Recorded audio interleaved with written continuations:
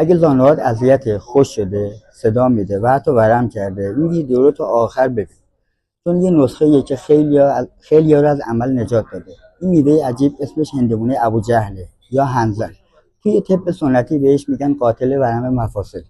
ولی یه شرط داره، نباید بخوریش. فقط باید ازش روغن بگیری. چون خوردنش خواص دیگه ای داره که تو پستای بعدی حتما بهت میگم.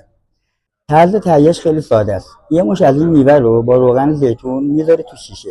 میذاری 10 روز پشت پنجره آفتابگیر.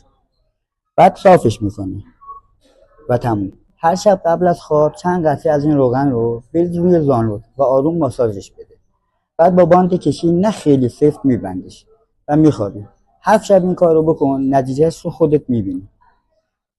طبیعیه، گرونم نیست، ولی تاثیرش فوق‌العاده است.